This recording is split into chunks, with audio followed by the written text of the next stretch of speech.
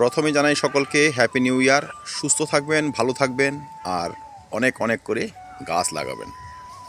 Winter garden চায় প্রত্যেকের বাগানে ভালো ভালো গাছ থাকুক আর সেই গাছ ফুলে ফলে সবজিতে ভরে থাকুক। পৃথিবী হোক সবুজ, সুস্থ, সতেজ। নমস্কার দর্শক, লেবু গাছের একটি প্রবণতা রয়েছে। দেখবেন যখন ফুল আসার সময় হয় কিছু কিছু গাছে হয় 2-4টে ফুল আসার সঙ্গে সঙ্গে ফুল আসা কিন্তু স্টপ হয়ে যায়। যেখানে ফুলে গাছ ভরে থাকবে সেখানে কিন্তু অল্প কিছু ফুল এসে আর ফুল আসে না।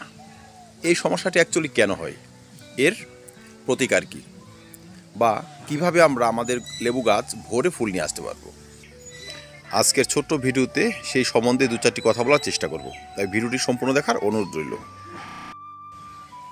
লেবু গাছে ফুল আসা স্টার্ট হয়েছে মানে কি, গাছে ডরমেন্সি ভেঙেছে, এটি তো আমাদের মানতে হবে। যখন ডরমেন্সি ভেঙে ফুল আসা স্টার্ট করবে তখন তো গাছ ভরে ফুল আসার কথা। 2-4টে বা 5টি 10টি ফুল এসে ফুল আসা স্টপ হয় কেন? অভাবটি কোথায়? এটি হচ্ছে কিন্তু মেন পয়েন্ট। অনেক সময় দেখা যায় 2-4টে ফুল আসার পর কিছুদিন কিন্তু গাছ একদম থমকে থাকে, না ফুল না পাতা, কিচ্ছু নয়। আর যখনই আপনি গাছে খাবার টাবার ব্যবহার করা শুরু করবেন তখন কিন্তু সমানে গাছ থেকে নতুন কচি পাতা বেরোতে শুরু করে দিয়েছে। এটি কিন্তু একটি সমস্যা। ব্যাপারটি এমন, গাছ সেই প্রতীক্ষায় থাকে কখন আপনি গাছে খাবার ব্যবহার করবেন, গাছ তার শাখা প্রশাখা বিস্তার করবে। দর্শক, আমাদের কিন্তু সেই ফাঁদে পা দিলে হবে না। ফুল আসার যদি স্টপ হয়ে যায় আমরা কিন্তু গাছে অবশ্যই খাবার ব্যবহার করব। সেটি ব্যবহার করব পটাশিয়ামযুক্ত খাবার, গাছে স্প্রে। মনে রাখবেন, এই অবস্থাতে টবের মাটিতে কিন্তু খাবার দাবার দিতে যাবেন না। পটাশিয়ামের যদি ঘাটতি হয় সেই গাছে কিন্তু অধিক পরিমাণে ফুল আসবে না। আপনি যতভাবেই চেষ্টা করুন না কেন, যত পিজারি ব্যবহার করুন, বিশেষ কাজ হবে না। তাই 10 দিন বা 7 দিন ব্যবধানে দুবার যদি আমরা পটাশিয়ামযুক্ত খাবার 0050 ওয়াটার সলিউবল গাছে স্প্রে করে দিই, সেই প্রবণতা কিন্তু ভাঙবে। দেখবেন ফুল আসার যে ব্রেক হয়ে যাওয়া সে সমস্ত কিছু সমস্যা আসবে না। আমরা প্রথম ডোজ ব্যবহার করব পটাশিয়াম, দ্বিতীয় ডোজ অবশ্যই ব্যবহার করব জিঙ্ক সালফেট। এমন হয় পটাশিয়াম, তার 5 দিন পরে জিঙ্ক, আবার 5 দিন পরে পটাশিয়াম, আবার 5 দিন পরে জিঙ্ক। এইভাবে দুবার করে পটাশিয়াম, দুবার করে জিঙ্ক ব্যবহার করে দিলে দেখবেন ফুল আসার যে প্রসেসটি সেটি অব্যাহত থাকবে, গাছ ভরে কিন্তু ফুল আসবে। সম্পূর্ণ ফুলে গাছ ভরে যাওয়ার আগে গাছের গোড়ায় কিন্তু অত্যাধিক জল দেবেন না বা কোনো ধরনের মিশ্র খাবার টাবার দিতে যাবেন না। এবার আসি, এই পরিস্থিতিতে আমরা কি পিজিআর ব্যবহার করতে পারবো? পারবো।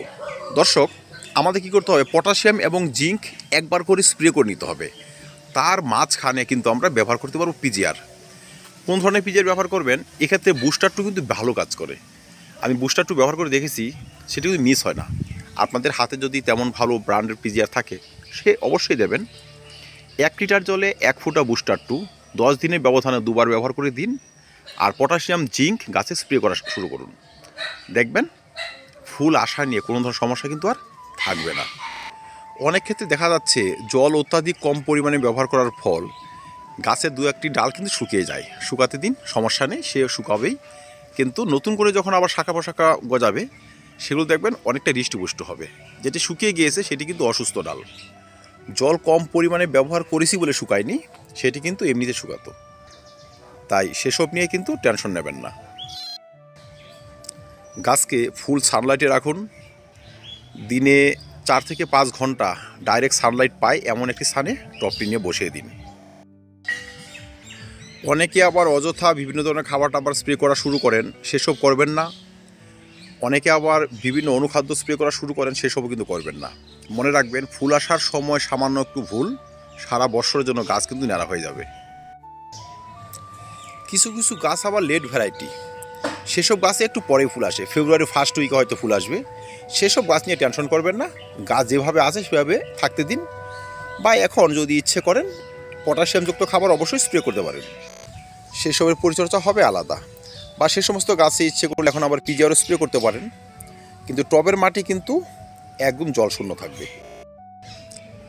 তো দর্শক, 2-4টে ফুল এসে ফুল স্টপ হয়ে যাওয়ার সমস্যাটি অনেকেরই হয়। যাদের তেমন সমস্যা হয় তারা কিন্তু এইভাবে পদ্ধতি অবলম্বন করে গাছে ফুল নিয়ে আসতে পারে। তো ধন্যবাদ, আজকে এই পর্যন্তই। দেখা হবে অন্য কোনো ভিডিওতে অন্য কোনো টপিক নিয়ে। ভিডিও ভালো লাগে লাইক এবং শেয়ার করবেন, চ্যানেল সাবস্ক্রাইব করে পাশে থাকবেন, আর লেবু গাছের যত্ন সঠিকভাবে সারবেন। ধন্যবাদ।